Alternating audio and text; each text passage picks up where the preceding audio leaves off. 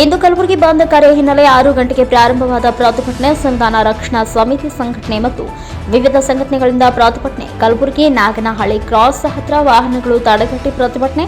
ಅಮಿತ್ ಶಾ ವಿರುದ್ಧ ಧಿಕ್ಕಾರ ಕೂಗುತ್ತಾ ಪ್ರತಿಭಟನೆ. ಬಿಜೆಪಿ ಸರ್ಕಾರ ವಿರುದ್ಧ ಆಕ್ರೋಶದಿಂದ ಧಿಕ್ಕಾರ ಕೂಗುತ್ತಾ ವಾಹನಗಳು ತಡೆಗಟ್ಟಿದ ಪ್ರತಿಭಟನಾಕಾರರು. ಮಲ್ಲಿಕಾರ್ಜುನ್ ಸಂಗೊಳ್ಳಿಗೆ NKS TV 4 news Kalaburagi.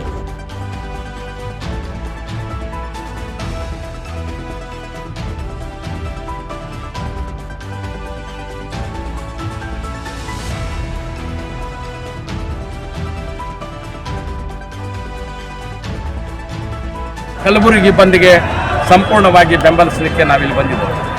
Kalaburagi ಜಿಲ್ಲೆಯ ಎಲ್ಲ ಜಾತಿ ಎಲ್ಲ ಜನಾಂಗದವರು ಸೇರಿ ಈ ಬಂದನ್ನು ಆಚರಣೆ ಮಾಡ್ತಾ ಇದ್ದೇವೆ.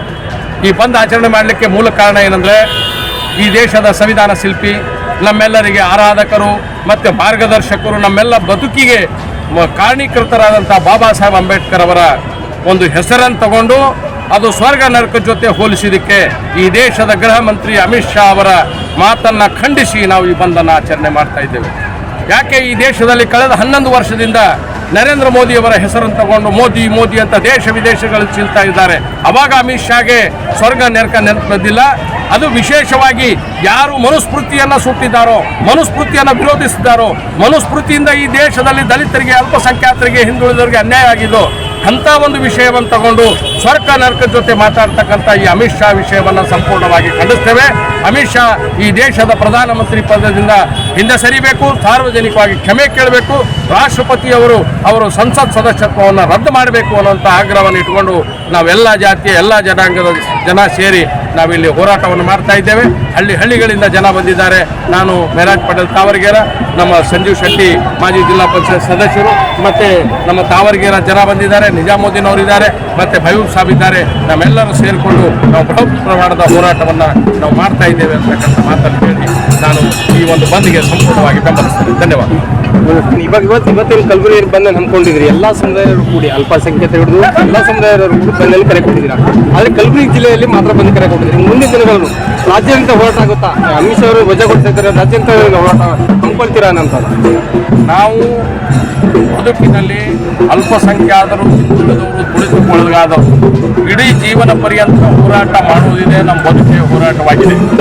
ಅದು ವಿಶೇಷವಾಗಿ ಅಮಿತ್ ಶಾ ಅವರ ಹೇಳಿಕೆಯನ್ನು ಖಂಡಿಸಿ ಎಲ್ಲಿವರೆಗೆ ಅವರು ರಾಜೀನಾಮೆ ಕೊಡುವುದಿಲ್ಲೋ, ಅವರ ಸದಸ್ಯತ್ವ ಹೋಗುವುದಿಲ್ಲೋ, ಅಥವಾ ಅವರು ಸಾರ್ವಜನಿಕವಾಗಿ ಈ ದೇಶಕ್ಕೆ ಕ್ಷಮೆ ಕೇಳುವುದಿಲ್ಲೋ.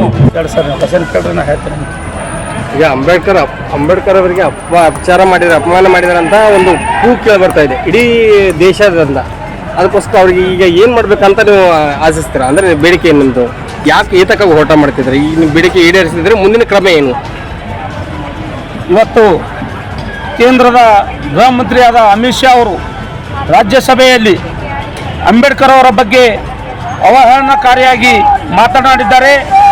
ಇವತ್ತು ಅವರು ಒಂದೇ ಜಾತಿ ಸಮುದಾಯಕ್ಕೆ ಅಪಮಾನ ಮಾಡಿಲ್ಲ, ಇವತ್ತು ಭಾರತ ದೇಶದ ಎಲ್ಲ ನಾಗರಿಕರಿಗೆ ಅಪಮಾನ ಮಾಡಿದ್ದಾರೆ. ಯಾಕಂದರೆ ಇವತ್ತಿನ ದಿನ ಡಾಕ್ಟರ್ ಬಾಬಾ ಸಾಹೇಬ್ ಅಂಬೇಡ್ಕರ್ ಅವರು ಸಂವಿಧಾನವನ್ನು ರಚಿಸಿ ಈ ಬೃಹತ್ಕಾರದ ಸಂವಿಧಾನವನ್ನು ನಮ್ಮ ಭಾರತ ದೇಶಕ್ಕೆ ಇವತ್ತು ಕೊಟ್ಟಿದ್ದಾರೆ. ಎಲ್ಲ ಜಾತಿ ಜನಾಂಗವನ್ನು ತೆಗೆದುಕೊಂಡು ಹೋಗುವಂಥ ಸಂವಿಧಾನಕ್ಕೆ ಇವತ್ತಿನ ನೀವು ಅಗೌರವ ತೋರಿ ಡಾಕ್ಟರ್ ಬಾಬಾ ಸಾಹೇಬ್ ಅಂಬೇಡ್ಕರ್ ಅವರಿಗೆ ಅಪಮಾನ ಮಾಡಿದ್ದಾರೆ. ಅದಕ್ಕಾಗಿ ಇವತ್ತಿನ ದಿವಸ ನಾವು ಗುಲ್ಬರ್ಗದಂತ ಇವತ್ತು ಬಂದ್ ಹಮ್ಮಿಕೊಂಡಿದ್ದೇವೆ. ಅದೇ ರೀತಿಯಾಗಿ ಇವತ್ತಿನ ದಿವಸ ನಾವು ಅಮಿತ್ ಶಾ ಅವರಿಗೆ ಇವತ್ತಿನ ದಿವಸ ನಾವು ಕರೆ ಕೊಡ್ತಾ ಇದ್ದೇವೆ ಗುಲ್ಬರ್ಗದಿಂದ. ಮತ್ತು ಅದೇ ರೀತಿಯಾಗಿ ಪ್ರಧಾನಮಂತ್ರಿಯಾದಂಥ ನರೇಂದ್ರ ಮೋದಿ ಅವರಿಗೆ ಅವರನ್ನು ಸಚಿವ ಸಂಪುಟದಿಂದ ವಜಾಗೊಳಿಸಬೇಕು, ಅವರಿಂದ ಪಕ್ಷದಿಂದ ಅವರಿಗೆ ಉಚ್ಚಾಟನೆ ಮಾಡಬೇಕಂತ ಇವತ್ತಿನ ಗುಲ್ಬರ್ಗದ ನಾಗರಿಕರ ಪರವಾಗಿ ಇವತ್ತಿನ ವಿನಂತಿ ಮಾಡ್ತಾ ಇದ್ದೇನೆ.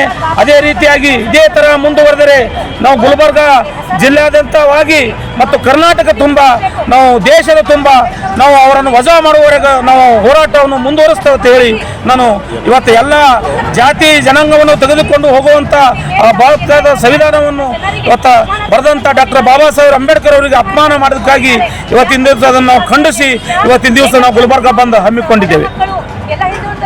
समाज के हर लोग हैं यहाँ पे, एक ही कौम नहीं है, हर कैटेगरी के हैं। अम्बेडकर के तौहीन को हम बर्दाश्त नहीं कर सकते, क्योंकि अम्बेडकर लिखे संविधान में तो हर कौम को लिखे हैं, ये कौम को नहीं है। हर मजहब के लिए, हर मजहब के लिखे हैं।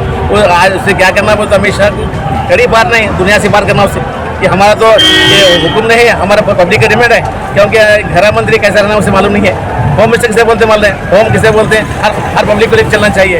उन क्या कर रहा है, खाली बीजेपी मेरा मोदी मेरा बोलता है, दूसरा कम नहीं है। और बोलते हैं उन अम्बेडकर अम्बेडकर अम्बेडकर नहीं बोला करते, भगवान अंगलन होता है।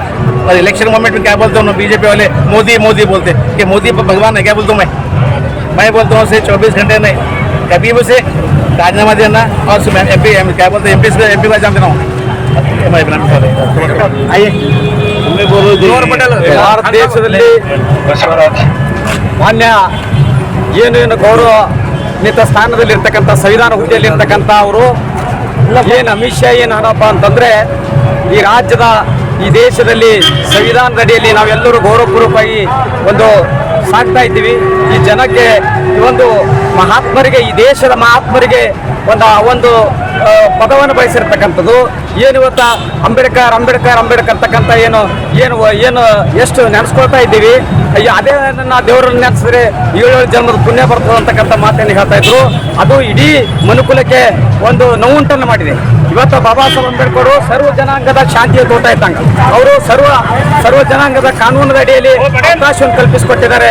ಅಂತ ಮಹಾತ್ಮರಿಗೆ ಈ ದೇಶವಾದಂಥ ಇಡೀ ಮನುಕುಲದ ಕತ್ತಲಲ್ಲಿ ಇರ್ತಕ್ಕಂಥ ಮನುಕುಲಕ್ಕೆ ಬೆಳಕನ್ನು ಕೊಟ್ಟಿರ್ತಕ್ಕಂಥ ಮಹಾತ್ಮರಿಗೆ ಅವಮಾನ ಮಾಡಿದ್ದು ಇದು ಸಹಿಸಲಾಗದು. ಅದಕ್ಕಾಗಿ ಇಡೀ ಸಮಾಜ, ಇಡೀ ಎಲ್ಲ ವರ್ಗದ ಜನ ಮನುಕುಲದ ಉದ್ಧಾರಕನ ಒಂದು ಅವಹೇಳನ ಮಾಡಿರ್ತಾ ಇರ್ತಕ್ಕಂಥ ನಾಯಕನ ಅಮಿತ್ ಶಾಗೆ ಇವತ್ತು ನಾವು ಗಡೀಪಾರು ನೀಡಬೇಕು ಅಂತೇಳಿ ಆಗ್ರಹ ಮಾಡ್ತೀವಿ ತಮ್ಮ ಪತ್ರಕರ್ತರ ಮೂಲಕ.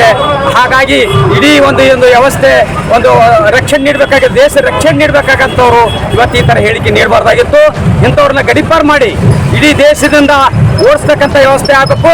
ಮತ್ತು ಇದೇನು ದೇಶದಲ್ಲಿ ಮುಂದೆ ಅಹಿತಕರ ಘಟನೆಗಳನ್ನ ಆಗ ರೀತಿಯಲ್ಲಿ ಉಗ್ರ ಸ್ವರೂಪಿಗೆ ಹೋರಾಟವನ್ನು ಆಗಬಾರ್ದು ಅಂತ ಹೇಳಿಕೆಯಿಂದ ಇದನ್ನು ಕ್ಷಮೆ ಕೇಳಬೇಕು ಅಮಿತ್ ಶಾ ಅವರು ಅಂತ ಹೇಳಿ ಮಾತನ್ನ